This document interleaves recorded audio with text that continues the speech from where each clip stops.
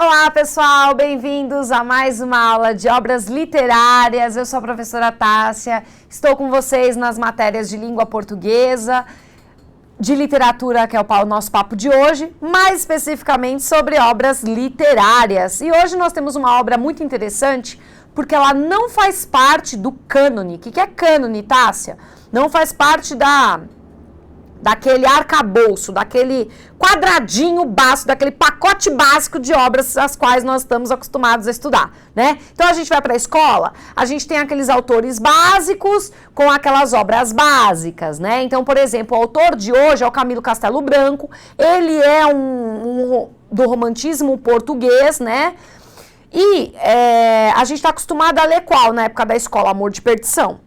Né? Só que essa obra, ela não é tradicional, ela não faz parte do pacotinho que a gente costuma estudar na escola, tá? Então, inclusive, até é difícil falar sobre ela se você não leu. Então, gente, tem que ler, não adianta, porque vocês vão ouvir pouco falar dessa obra, né? Como vocês sabem, eu gosto de traçar primeiro um panorama da vida do autor, com o período no qual ele escreveu, mais as obras dele, e depois a gente entra tudo isso para quê? Para que a gente possa entender melhor a obra em si, tudo bem? O Camilo Castelo Branco nasceu em Lisboa, em março de 1825, ele tinha uma vida instável, profissional, amorosa e financeira. Só para vocês terem ideia, naquela época, hein, gente, 3 casamentos, hein? Faleceu em 1º de junho de 1890. Por que eu falei 3 casamentos? Porque naquela época a gente casava e só ficava viúvo, não tinha divórcio, não tinha desquite. Ele foi trocando de mulher, gente. Aquilo era um choque na época, imagina, 1800 Guaraná com rolha, ninguém merece. E das obras dele, nós temos Inspirações, que é uma poesia lírica de 1851, Anátema, 1851 também, Mistérios de Lisboa, 1854, Livro Negro do Padre Diniz, 1855, Onde Está a Felicidade, 1856, O Romance de um Homem Rico, 1861, Amor de Perdição, que é a maior obra dele, mais conhecida, 1862, em seguida, no mesmo ano, Coração, Cabeça e Estômago, 1862, Amor de Salvação, 1864, A Queda de um Anjo, 1866, Os Brilhantes do Brasileiro, 1869, Eusébio Macário, 1879 e A Brasileira de Prazins, 1882, né? Nós vamos, o Camilo Castelo Branco, no final da obra dele, ele tem uma fase romântica. O começo ali, ele ainda tá meio um pé lá, pé cá, aí ele tem o auge do romantismo, que é Amor de Perdição, gente, que é uma coisa, assim, é quase o Romeu e Julieta versão de Portugal, né? E aí, por favor, leiam, mesmo que não vai cair no vestibular, leiam, que é muito interessante, que é Amor de Perdição mesmo, que é desgraceira total. Aí depois tem o Amor de Salvação, que ele faz meio que assim, vamos dar um happy end pra história, né? E o Coração, Cabeça e Estômago já tem uma carinha mais realista. Como vocês sabem, romantismo é tudo no imaginário, no idealizado, aquele amor impossível de satisfação, tudo muito vertiginoso, né? Muito visceral, muito grave, tudo muito sério. Entretanto, nada na realidade, é tudo muito na ordem da loucura mesmo, daquele amor louco, né? Então, aqui o Coração, Cabeça e Estômago já tem uma carinha mais realista, vamos botar o pé no chão, aquela coisa idealizada não existe, papapá, tá? E é disso que nós vamos falar. Personagens mais importantes, né? Nós temos o Silvestre da Silva, que é o nosso protagonista, ele que narra as histórias. A Tomásia, que é a mulher com a qual ele se casa. E o Sargento Mor, que é o pai da Tomásia, que vai ter uma figura ali representativa no desenvolvimento dele, até, assim, não profissional, mas até ali a imagem dele na região, tá? Vocês vão falar, nossa, Tássia, mas tem um monte de mulher na história, tem um monte de gente, eu sei, mas são personagens muito secundárias, beirando as terciárias. Só para vocês terem uma ideia, na parte do coração, que é a primeira parte da obra, ele tem 7 mulheres. Faltou 2. 7 mulheres. Então, não dava para falar de uma por uma, nós não temos tempo hábil para isso. Então, o mais importante é, inclusive, entender a parte com a Tomásia. A Tomásia é uma parte inteira dedicada a ela, né? Então, é importante, sim, a gente pensar que ela, como a figura feminina, é a mais importante, não as 7 mulheres com as quais ele casou.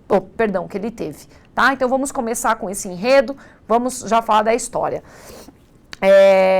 O Silvestre, ele é um homem que segue o coração, a cabeça e depois o estômago.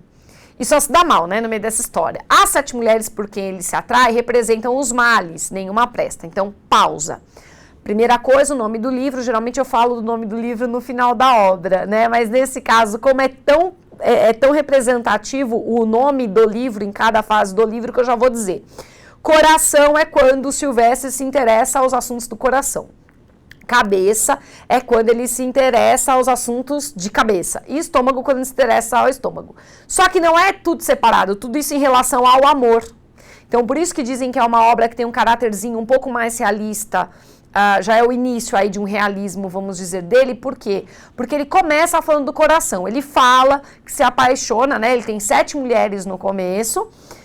E todas as 7 são safadas, cachorras sem vergonha. Todas elas estão preocupadas com o status. Todas elas estão preocupadas com dinheiro, com glamour.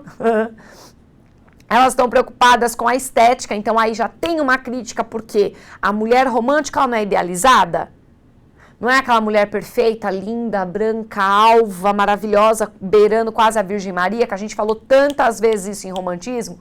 Pois bem, aqui a gente vai ter exatamente a desconstrução, anotem, desconstrução dessa mulher, tá? Então essa, claro, não em uma, em forma de 7, ele só se dá mal, porque o homem que imaginar aquela mulher linda, santa, casta, virgem, vai se dar mal porque a mulher real não é essa. Por isso que dizem que é uma obra de caráter mais realista, tá? Então, a mulher real, nenhuma presta. As 7 com as quais ele sai, nenhuma presta, são todas interesseiras, todas estão preocupadas com a estética, inclusive a estética física, que é diferente das mulheres idealizadas romanticamente, é muita maquiagem na cara, enquanto as mulheres do romantismo são todas branquinhas, sem maquiagem, blá, blá, blá, tá? Então, por isso, já começa nesse choque.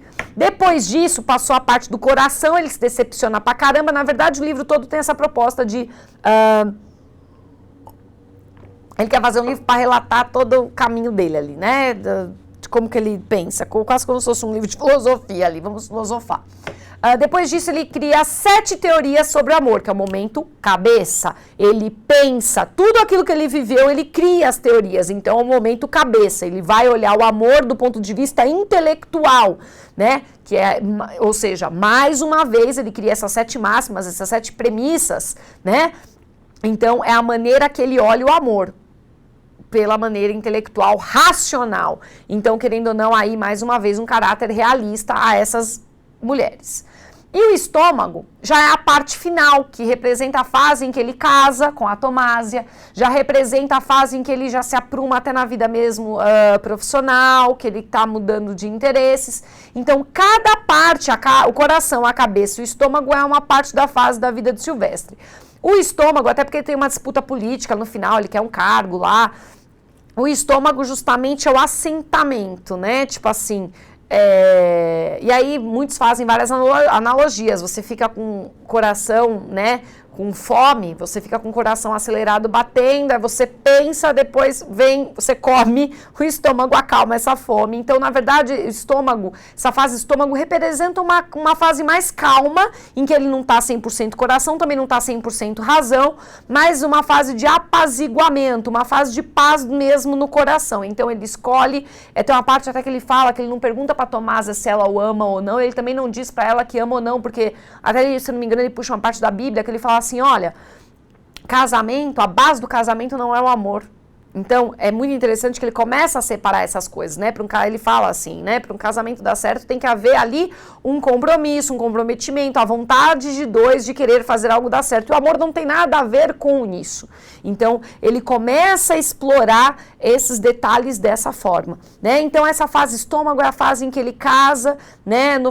Que ele se estabelece mesmo, em que ele se muda, ele até muda de cidade, porque lá onde ele encontra as 7 mulheres é em Lisboa, então tem uma crítica ali a Lisboa, que está no meio da libertinagem, né, libertina, e ele vai mudando, depois ele vai para uma outra cidade, né, então tudo isso vai mudando, e aí é justamente esse apaziguamento, esse amadurecimento, e querendo ou não, Tudo bem que não é uma das últimas obras do Camilo, mas se você parar para pensar, você pode até entender que é já um sinal de que a literatura está caminhando para essa maturidade, vamos dizer assim. Tudo bem que em Portugal a gente sabe que depois no realismo vai vir com essa de Queiroz que bota para ferrar também com muitas coisas, muitas fofocas, muitas histórias chocantes, né, que já é para escrachar a realidade nua e crua na cara da sociedade hipócrita portuguesa, né? Mas de qualquer forma aqui já tem essa pitada de hipocrisia, ele já começa justamente desconstruindo a figura dessas mulheres. Então ele trabalha como se os homens fossem vítimas mesmo dessas mulheres, tá? O narrador é em primeira pessoa, o Silvestre, o tempo é linear mesmo, cronológico, o espaço é Lisboa nesse primeiro momento, aí depois vai para Soutelo, que é onde ele termina, né, a vida dele, né, essa obra toda conta do começo, do meio e do fim. Análise da obra, é uma obra da fase mais realista do autor, como eu disse, né? Não que a fase seja cronológica, hein, pessoal? O cara vai escrevendo, sei lá, ele começou a escrever em 1800 e alguma coisa, enfim, são muitos anos em que ele escreve. Não é que é tudo bonitinho, de 1810 a 1820, por exemplo, é tal obra. Não, ele vai misturando tudo. Essa obra é uma fase, é um pensamento, entenda a fase não como tempo, mas fase como modo de escrita, tá? Então é uma fase, é uma obra que representa a escrita realista dele, tá? Tem muita sátira, como eu disse, não é uma crítica assim tão, uma crítica pesada, não. Tem graça, eu até faria, grosso modo, tá? Muito, muito, muito grosso modo, não é nem um pouco aproximativo, é só lembrando ali uma lembrança vaga com Memória do Sargento de Milícias. Também é interessante que tem muita sátira, você ri bastante e tal. E outra coisa que tem ali, que a gente sabe, é o questionamento dos costumes, né? Que os costumes da época são super questionados, tá? E para finalizar a análise dessa obra, eu digo que essa coisa, até fazendo um paralelo mesmo, de que coração, cabeça e estômago são as fases da vida do Silvestre. Se você pensar, coração, cabeça e estômago também são as fases da própria obra do Camilo em si, como a vida dele foi muito conturbada, né? Então tem um porquê até ele escrever. Ele não tinha uma vida financeira saudável, então ele escrevia, ganhava uma grana, e aí ia lá, ia cá, traduzia coisas, enfim, uma vida muito conturbada, tá? Então a vida dele também teve a pegada de coração, cabeça e estômago. Gente, muito obrigada pela companhia. Espero vê-los na próxima. Um beijo grande. Tchau, tchau.